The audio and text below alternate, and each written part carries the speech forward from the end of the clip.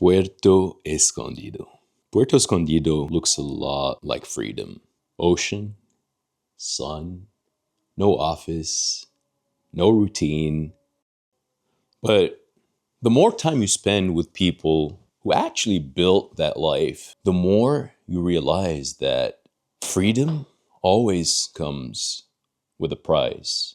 Kenny is one of the people that I really admire and find very inspiring. And he's also one of the few people who's really built a life there. So I decided to visit him and try to understand what that price actually is. Peace. So I remember when we met, 2021. It was in Costa Rica at Santa Teresa, right? Uh-huh. And you were talking about opening a hostel. You wanted to create something, right? And at that time, you were very young. What were you, like 23? Mm-hmm. And there, I also talked to a lot of people who said they wanted to do a lot of things, but they didn't, right? So I guess my first question would be, what set you apart? What made you do, like, you probably had a thought, you had an idea, and you executed, and you made it happen. Yeah, I mean, I can agree with your sentiment that like certain things you hear a lot, like when anybody who's been a backpacker living in hostels and traveling hears people say that they want to open up a hostel because it's more than a business. It's like a lifestyle decision, right? Because like hostels are a place that a lot of people like find international community for the first time. Mm-hmm. Like I like something that Roy said. He said it when you were asking him questions earlier. He said, a place that the world comes to you, which is really cool. And like, you know, a lot of times people grow up in whatever country and city they grow up in, and you don't necessarily have friends from like that were born and raised in like a bunch of different countries all over the world, like you do in hostels and like you do in places like this. And like I think that community is super important. So to answer your question as to how I actually executed on that sort of vision I had, it's hard to say. Like, you know, it was a really long journey, and I don't think I could like summarize it in like one sentence per se, or even in like 15 minutes. But I think like there's nothing special about me or what I did necessarily that's like unattainable, and it will sound cliche because this is what like everyone says, but it's true. It's like anybody can do it. Like I think the biggest thing is just having like the confidence to believe in yourself, to take the step. But that's not really something that you need to like go out and acquire necessarily, right? Like believing in yourself is a decision you can make. Because yeah, I had no idea what I was doing when I started the hostel in Guatemala. Like we literally had no idea what we were doing. We were 23, we'd never worked in hospitality, we'd never worked reception, we'd never worked in a bar. I'd never cleaned rooms or done anything. I didn't have any of the skills I needed to succeed. But I had like a vision and a lot of energy, and I knew I really, really wanted to make it happen. That was like the life I wanted. So we like wrote down our vision for our business. And every year I also write my goals, you know. I think it's like pretty common knowledge that people like recommend you do this, and it's something I've done for a long time. Is every year I write down what my goals are for this year, and then my midterm goals like for the next 5 years, and then my long-term goals for the next 10 years. And it had been my midterm goal and then moving into my short-term goal to like buy a hostel. So I think if you like literally write down your goals and then a vision for what you want your business to be, you're much more likely to actually execute on it versus just talking about it, right? But at a certain point, the only thing that matters is that you believe in yourself and you do it. Like you're never actually going to be ready. I think a lot of people, when they say,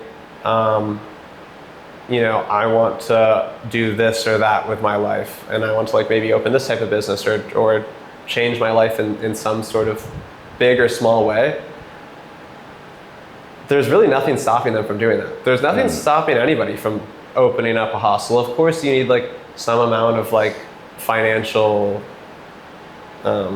investment and things like that. But I mean, we hardly had anything. I didn't have money from my family that I started with mullets. I didn't make a crazy amount of money before or anything like that. I just saved money working full time for 2 years. Cost me $30,000. You know, that's like an amount of money that anybody can save up if they work really hard. But you also said you really need to believe in yourself and to be confident. But you never, like you say, you never did that in the past. So where did you get that belief and that confidence from? Yeah, that's a good question. I think I've had the good fortune of having really good family and friends that have always like supported and believed in me. And also I knew it was possible. I gained confidence. This is a real good tip actually. I gained confidence from talking to other people that were doing what I wanted. And were also like in a position that seemed like attainable to me. So before I bought my house in Guatemala, I got to meet the owners of Free Cerveza, which is a really popular hostel on Lake Atitlan, Dreamboat, Somos in Antigua. So I met, and then another one in Antigua as well, Matios. So I met 4 different hostel owners and talked to them about their life, like how it worked for them, like how they started. And I realized like, yeah, these guys aren't like hoteliers. They're not like professional bigwigs, like backed by like companies with like big funds. They're just random people like me, you know? They were older, but you know, not by that much. Those guys were still in their probably early 30s, late 20s. But it's, you know, it's never too late and it's never too early to start this type of thing. You know, like I didn't think that my age really got in the way at all. I think it definitely influenced the type of business we ended up having. And that's why Mullets is such a crazy party hostel now. Right. But I think, you know, you can build confidence yourself by just pushing your own limits. It's not like buying a hostel in Guatemala and moving there was like the first thing I did, like upon, you know, like leaving my parents' house or something like that, you know, like there is still like a journey. And I think like, yeah, solo traveling, for example, is a great way to build confidence. Because that's something that for most people is like scary. Like buying a plane ticket and flying across the world by yourself for like a few weeks or a month. Like maybe to people who travel a lot, like to you guys and to me might seem like a very normal thing to do, but I think those kind of things become normal because your confidence increases. The more you do it, the more normal it becomes. Obviously, the first time for everyone is a little bit scary. It's the unknown. For sure. It's the unknown. You don't know what's going to happen. And some people find it scary. And that's where courage comes from, I think. It's seeing that thing is scary and still doing it. But if you don't have fear at all, then that's not courage. You're just fearless. Right. I think that's like the delimiter between like stupidity and courage, right? Right. Like you have to have some fear to be courageous. Otherwise, What were your fears when you decided to start this adventure? Oh yeah, it was like the first business in Guatemala, I feel like, and even this one actually, this one even more, I felt like I dealt with a lot of doubts because let's specify to Mr. Mullets. So Mr. Mullets, we purchased in like February 2021, which is like pretty much still when COVID was like in peak COVID times. And that's why we could afford it. So we were extremely lucky with the timing in retrospect, but not in retrospect. It was a crazy decision and people thought I was crazy and they told me that like many times. They're like, people inside and outside of Guatemala. The person we bought the hostel from thought it was a terrible idea because a lot of people at that time believed that the world was changed, it was different, travel was never going to be the same. And it seemed like that, you know, it'd been a long time. Apocalypse. It seemed kind of like that, you know. That's not what I believed, but, you know, moving to Guatemala in the middle of all that and saying I was going to start a hospitality business I mean, there were so many red flags there. Like anybody could have said like, what the heck? But at the end of the day, like what made it work for me is that I was in love with the idea aside from like the business, you know, like I was like, I think it would be like an amazing chapter to add to my life story to move to Guatemala with my best friend from college, my best friend from high school, and just try to make a business work. And this is like, you know, when are we going to have this opportunity again? And it wasn't a perfect opportunity. We went back and forth a bunch on whether we were going to do it. At one point, my business partner, August, who was my best friend from college, backed out. He was like, I don't think I can do this. Like, it just doesn't seem like the right time. It's like it's not the perfect opportunity. Like, we're still so young. We could find something better. You know, like, I don't know if I love like living on the lake. Like and me too. Like, I'd rather be like by the beach on the ocean. There was a lot that wasn't perfect, and like we were really worried about the timing. We're like, okay, but like we might not make any money until COVID ends, if it ends, you know. But in the end, like you're always going to have an excuse to not do something. There's always going to be good excuses, like good excuses. There's going to be good excuses to not make an investment or to not take the trip or to, you know, stay home instead of like, you know, going somewhere that you want to go because X, Y, or Z. So when he had that doubt, what kind of conversation did you guys have? It was pretty short. I said, well, that's really sad, but I'm still going to do it. I said I was going to do it by myself. Wow. At a certain point, like what other people thought of what I was doing, like did not matter to me at all. Long guy around. Yeah, I mean, I decided that's what I wanted to do with my life. And I thought about it. I thought about it for a really long time, and it made me super excited. I thought it was really cool, and I thought even if it all failed and went to shit, like it would be a good story. And yeah, I would have nothing because it was like everything I had, I invested into the business, and but it's okay. It's okay to not have anything, and especially when you're young. But I mean, at any time you can like restart, you know, and. Yeah, I would have just got another job and saved up money again, and I would have been broke. Tried it again? Yeah, but I would have been broke, and I would have been 23, and I would have tried it again in a couple of years. Like, what's the worst case scenario? It doesn't work. Yeah, the worst case scenario is I would have been completely broke, and I would have just had to get another job. And then you can use, you're also a very hard worker, and when you do something, you put in all your heart into it. And I remember you said it took you about 2 to 3 months of really hard work until people started booking and coming to the hostel. What was your feeling when you got your first booking and then your first party there and then the first sellout? Do you remember those moments and what feelings did you have? Yeah, dude, you know what? I really wish I did more journaling when I was going through this, because this was like a very kind of tumultuous time in my life, like lots of ups and downs. At certain points I was working like, yeah, it must have been like 100-hour weeks. Like we were sleeping like less than like 5-6 hours a night, mostly because, you know, it's hard to sleep when you're stressed out and you have a lot to do, at least for me. So yeah, there was some times where I was like not feeling great, but the business since the beginning, well, after the first couple months, like really started gaining momentum. And I remember like the first time we started getting fully booked, when the hostel was like completely full and people came to reception and asked for beds and we said we're full, it was like kind of a crazy feeling. It was like, wow, like we've done it. Like we've built something that people want. And then people started coming to our hostel and telling us how they'd like heard about it from like people in different countries, like all over the place, saying they had to come visit. And yeah, I remember closing the bar for the first time. We made over like 10,000 Q, which is like a band, you know, like a 10,000 band. We had our first like band from like a single night at the bar. And I remember like sitting on the bar after it closed with August, just like drinking a beer with him, like giving him a hug and being like, like, holy shit, bro. Like we did it.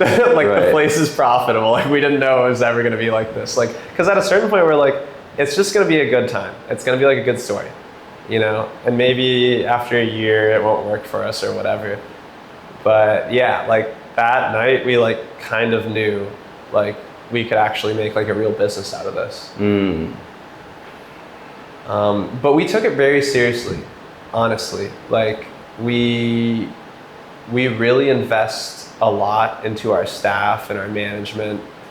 And we spent a lot of time proceduralizing and organizing the business so that it ran really smoothly. Because I mean, it's a crazy party hostel, and it's run by mostly like very young people, but it's still like very smoothly run for the type of business it is, at least. You know, and that was really important to us.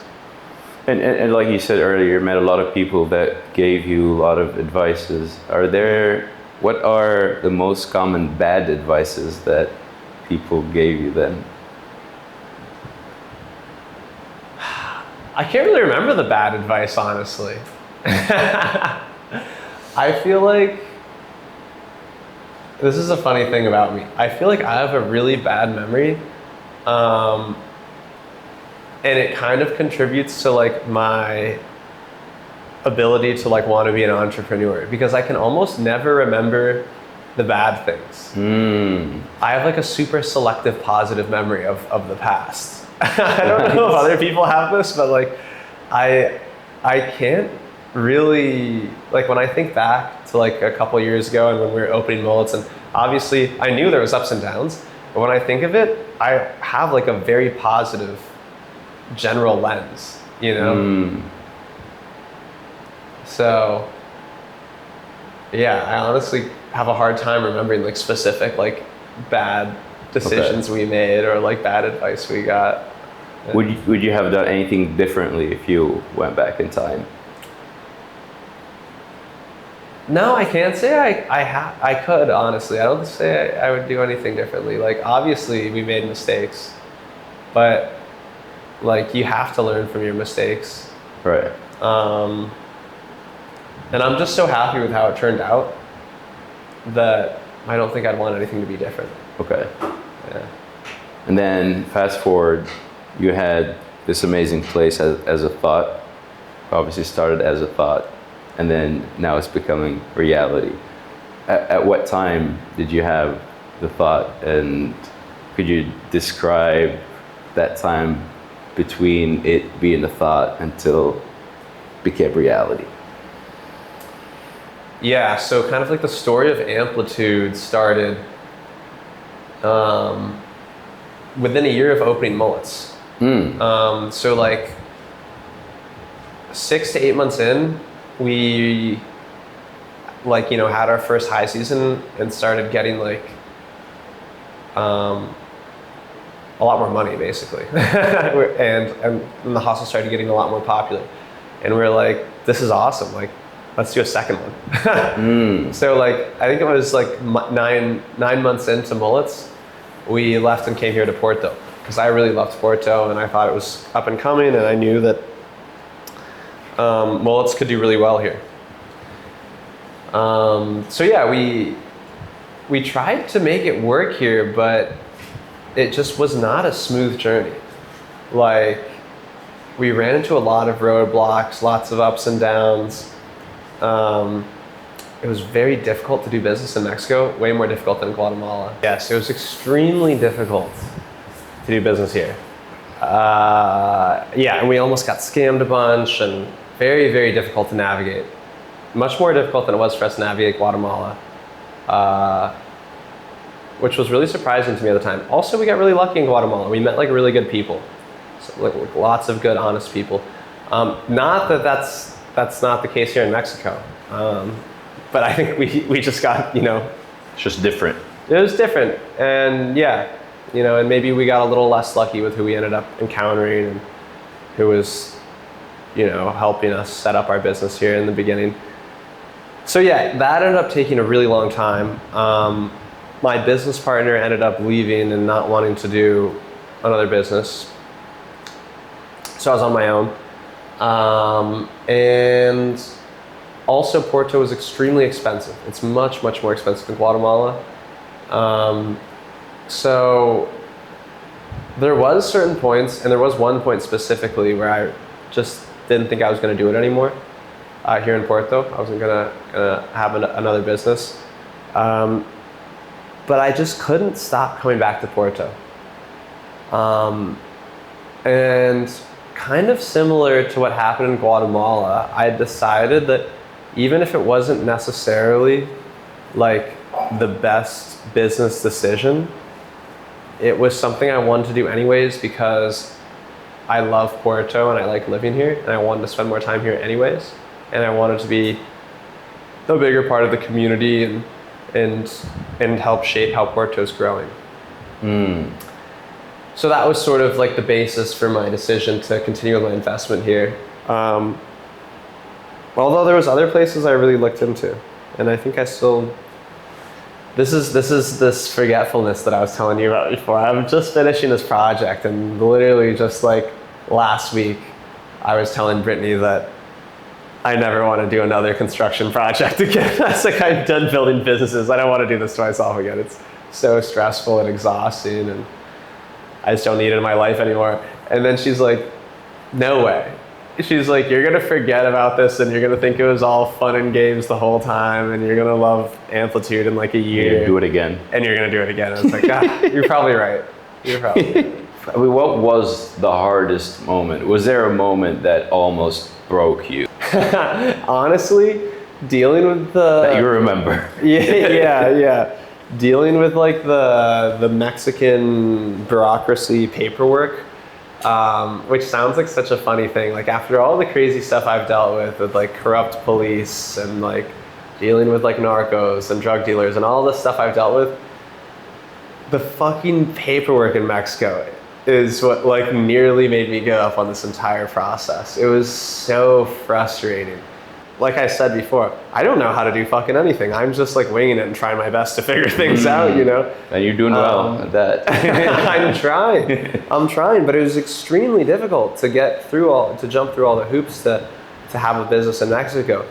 Like getting my tax ID was super complicated. Getting my residency was super complicated. All these things that aren't even part of building the business. Like I thought that what was going to be hard was going to be designing the place, construction, building a community, like building a good team here, like having like good staff and like marketing and advertising the place. That's running a business. That's like what I like to do. That's fun. Fucking sitting in line, driving all over to different tax offices and having them like scan my irises and then tell me that I can't get my tax ID and to drive 6 hours back home and do it all over again in 2 weeks. And that just wasn't fun. I'm like really fighting an uphill battle. So that was like a year and a half ago, 2 years ago. And yeah, at that point I was like, I think this is just not meant to be. Like, it's just not flowing. It's just not happening. You know, like I'm just not meant to invest in Mexico. What kept you going? Well, really, it was the fact that like, although even now, I would never recommend anybody invest here. It's not, I don't recommend it. It's super stressful. I don't think the returns are worth it. But I love Puerto. So if you come here and you love Puerto and you think it's a super cool place, and it's like the most exciting place you've been to, like it's how I felt about the place, the most exciting place I've been to, then yeah. Then you almost have no choice. I didn't have another option. I didn't have like a good second place I wanted to put all my time and energy into. That was the thing. I was looking though. I was like banging my head against the wall, and then I was like, fuck this, like I'm going somewhere else. There's a million beach towns in the world, like I'll find another one. But you didn't. I couldn't. I found other ones I liked, and I think eventually I might do something in another town, but I haven't found anything I like as much as Puerto. So then what did Puerto or Mexico teach you about patience, resilience, and yourself? Well, I think it's taught me that I'm not very patient. Well, if you made it happen, then you obviously are. You're also a surfer. You sit in the water for a long time, sometimes waiting on a wave, right? Yeah, patience has always been sort of a struggle for me. But I think it's something that I've gained a lot in my businesses and in Latin America, because there's only so much pushing you can do here before you do just need to be patient. So how did it change you as a man?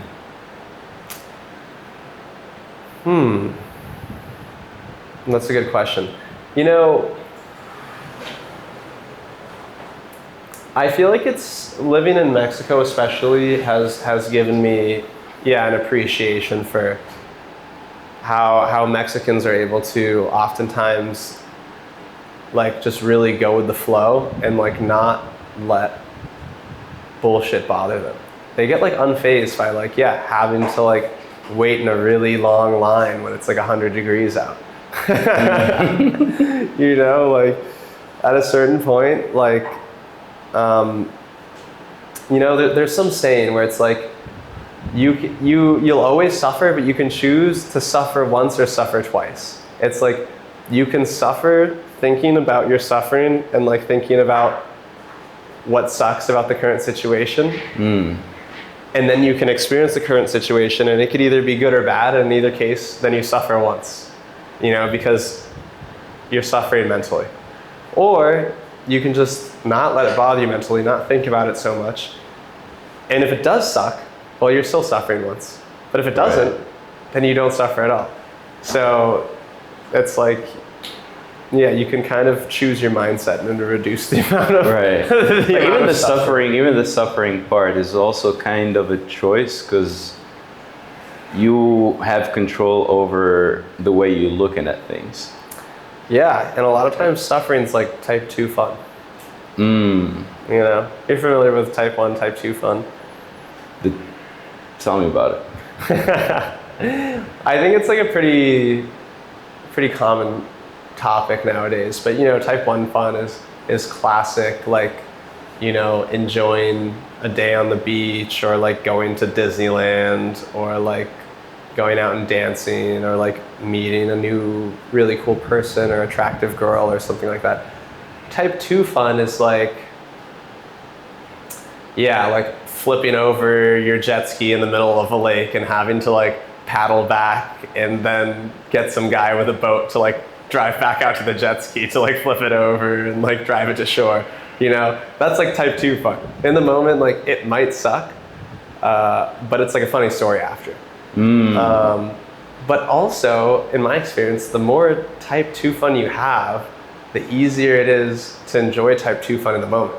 Like, I think the faster or the more you can like reduce the gap between suffering and something being funny, like type 2 fun, like the more fun your life will be. So like at a certain point, I feel like you'll be laughing about things almost immediately that you used to like suffer for, you know? So you're kind of like seeking it. I don't know if I would say seeking it, but open to it, you know, accepting of it. Yeah. And understanding that it's like part of life and not only part of life, I guess you could say I'm seeking it because it's part of traveling and it's part of like doing things that are uncomfortable. You said that part about the corruption and the bribes, if you want me to remove it, I can remove it. If it can cause you problems. I would remove the bribe stuff and say that's a bit challenging. Yeah. I think it's better. It could be. If you want me to leave it, I can leave it. It's up to you. I don't know. Yeah, maybe. I don't really. I guess I could have problems speaking about it, but I don't think so. I think the funny thing is here, it's almost like everybody fucking knows. The corruption's like not a secret here. All right.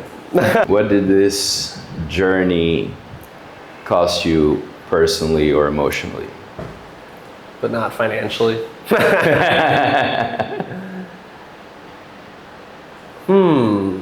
think that's kind of a hard question because I don't feel like I necessarily feel like I sacrificed a lot. Obviously, you have to sacrifice to like build a business and things like that. But that's not how I see it, honestly. Like, this is like really what I want to be doing with my time and energy. When I'm not working on something or building something, I feel less happy. So This is like really what I think. And that's also why, like, as I was saying earlier, like, even though I say like I never want to do this again, like I'll probably be doing like some variation of another project, after this. But going back to, as you said earlier, you wanted to do a hostel here, but then you changed the idea completely, right? So like you did 180. Yeah. Why did you do that? Yeah, I guess like I never really answered your question. Right, because this was supposed to be a hostel. Clearly it's not anymore. That was just naturally what happened when I grew up. Because when I was opening Mullets, I was 23, and a party hostel was like the coolest thing I could imagine. And I was like interested in building the coolest business I could for myself.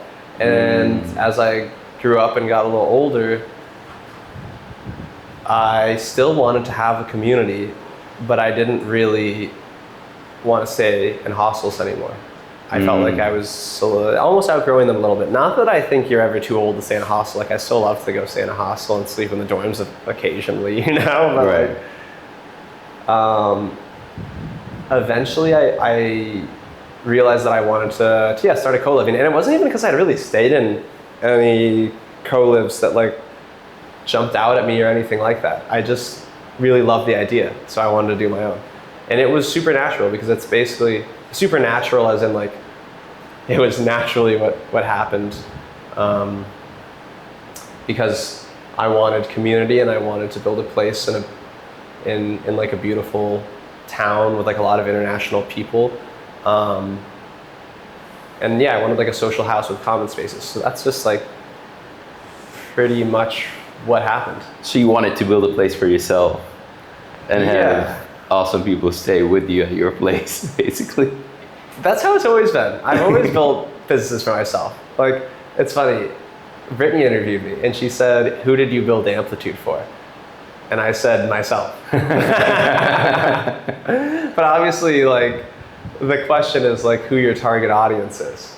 But it's also true, I'm my own target audience. Like, I build things that I personally think are like really cool. I'm not building things for like other people to like think like, what would somebody else that lives this sort of life think is really cool? No, this is very much like, what do I think is like the coolest project I could build, and what would I really enjoy for myself? Like, what do I wish Porto had?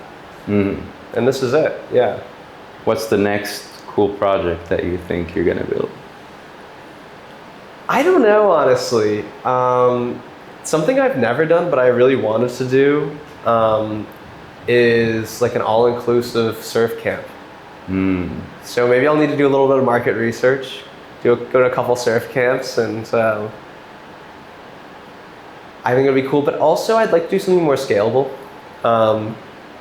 Building physical buildings and staffing people and training management and dealing with everything physically here only happens so fast. So, I'm also building an app with my girlfriend Brittany. We built a revenue management system for Mr. Mullets, which saves us like $3,000 a year. We just built it for Mullets to save us money. But it's actually like super valuable. So now I'm using it for Amplitude. And I just feel like there's a lot of ideas now that I'm really interested in pursuing, like that are software solutions using AI. I mean, we built this whole thing using... What kind of app is it? It's a revenue management system, so it sets like dynamic pricing for your hotel, hostel, Airbnb. It sets like minimum length of stays, fills up orphan nights. Honestly, it's amazing how many people have these kinds of businesses and don't use it. Because I implemented it for my hostel and our revenue's gone up like 40% since we implemented it. Wow. Massive. Massive. Have you thought about selling it? Or? Yeah, that's kind of what I was thinking. After I finish Amplitude, I might kind of venture into, a little bit of the software sales.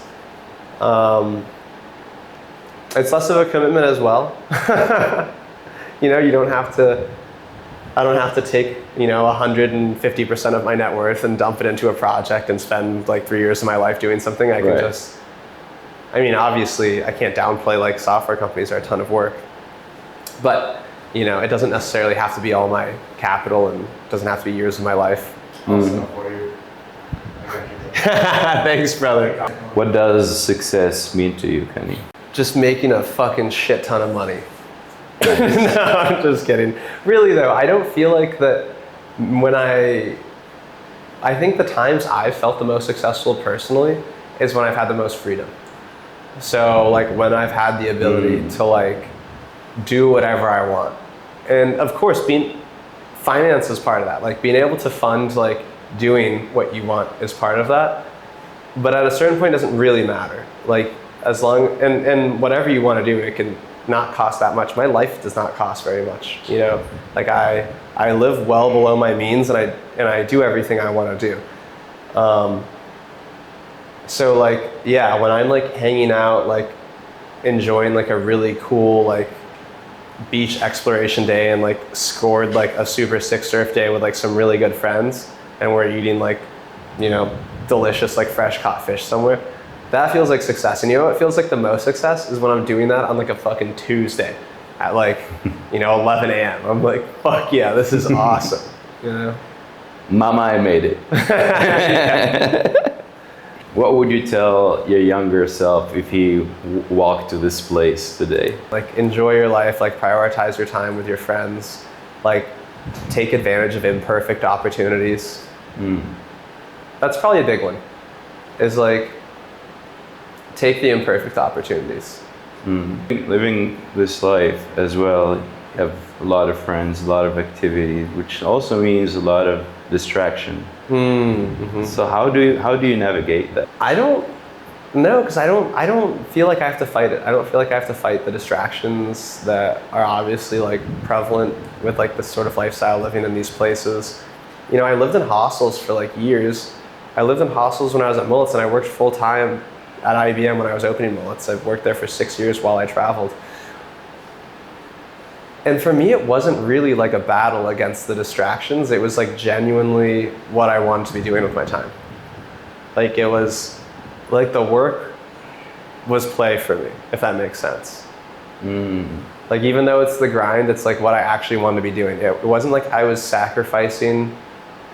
When I was like working hard, building my business, it wasn't like I was doing that in lieu of doing something else that I'd rather be doing.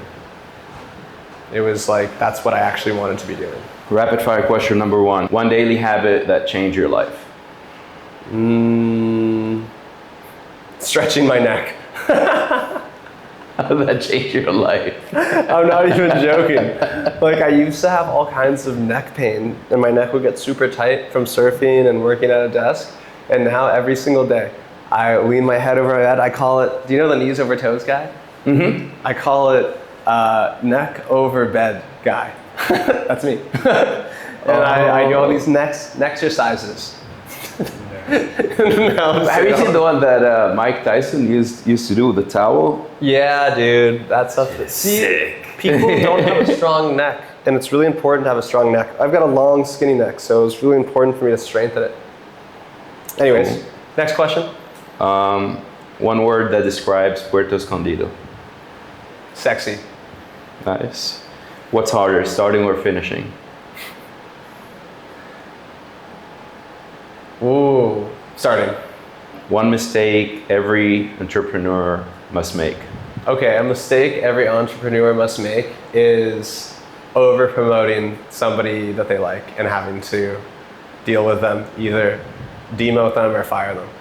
Very, very hard to deal with somebody that you personally like that you've over promoted. Okay. What's the most underrated skill in life? Spreadsheets, organization. Easy. Okay. What makes a man strong? Woman. One thing you want to get better at? Dancing. You didn't learn how to dance at Mullets? Dude, I'm terrible at dancing. I like dancing, I'm just bad at it. What's the most Mexican thing you've adopted? C. But do you know the C thing, right? This means yes in Mexico? It means yes. Yeah, okay. There's a little bit of a non-explanation on this. They say Is that this is yes, but this is Asian. this is Asian. Yeah. Or heart? I like this yes, but they do the triple yes. Nod their head, wag their little finger, and say, yes, see. We do it like this. Really? No. Where's Roy? Okay. If Amplitude had a personality, what would it be? Now that Dylan's here, I've been kind of inspired. I feel like Amplitude might be sort of a flamboyant gamer. It's painful. It is Pingle the Flamingo on the full floating around. But honestly, Amplitude's also serious, like a successful, white